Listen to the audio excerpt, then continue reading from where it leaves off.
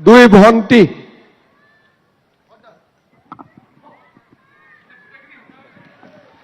সকলোকে ধন্যবাদ। জয় হিন্দ। আমি নিজে কিবা এটা কৰিম, আমাৰ কোনো আপত্তি নাই।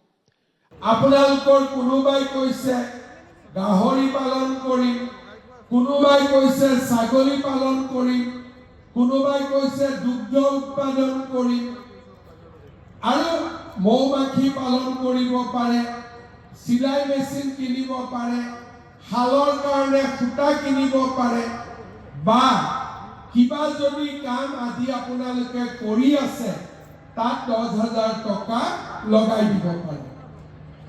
ঠিক আছে, 50,000 ল'ম বুলি মনত ভাবি থকা মহিলা কিমান দিব লাগিব? অলপ ডাঙৰকৈ কওক।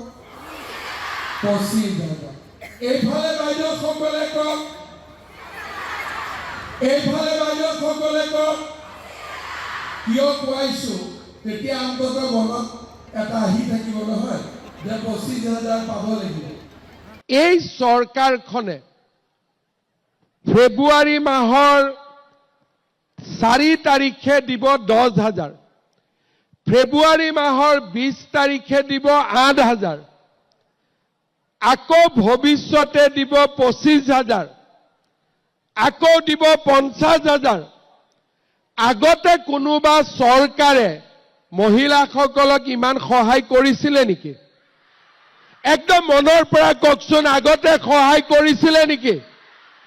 মই কিন্তু জোৰ কৰা নাই কবৰ কাৰণে, আপোনালোকে নিজে কওক। পাক্কা 1 লিটাৰ লাগিব?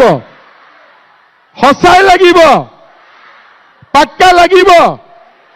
ঠিক আছে, তেতিয়াহ'লে ভৱিষ্যতে আমি আপোনালোকক চেষ্টা কৰিম এই দালি, চেনি, নিমখ, তেলত যাতে 100 টকাটো আপোনালোকে দিব নালাগে। ভাল হ'বনে বেয়া হ'ব? ভাল হ'ব? ঠিক আছে, সকলোকে ধন্যবাদ। জয় হিন্দ। মুখ্যমন্ত্ৰী মহোদয়ক তেখেতৰ মুখ্য অতিথিৰ ভাষণ প্ৰদান কৰাৰ কাৰণে আন্তৰিক ধন্যবাদ আৰু কৃতজ্ঞতা জ্ঞাপন কৰিছোঁ। আৰু এতিয়া আমাৰ পাছৰ কাৰ্যসূচীলৈ আগবাঢ়ি যাব বিচাৰিছোঁ। এতিয়া আছে মুখ্যমন্ত্ৰী মহিলা উদ্যমিতা অভিযান আঁচনিৰ অধীনত আত্মসহায়ক গোটৰ মহিলাসকলক উদ্যমিতা পুঁজিৰ চেক বিতৰণ।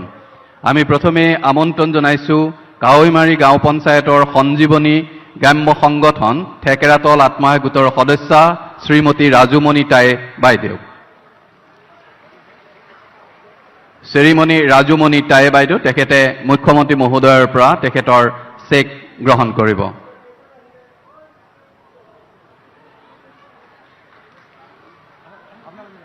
কাৱৈমাৰী গাঁও পঞ্চায়তৰ সঞ্জীৱনী গ্ৰাম্য সংগঠন থেকেৰাতল আত্মসহায়ক গোটৰ সদস্যা শ্ৰীমণি ৰাজুমণি টাই বাইদেউ।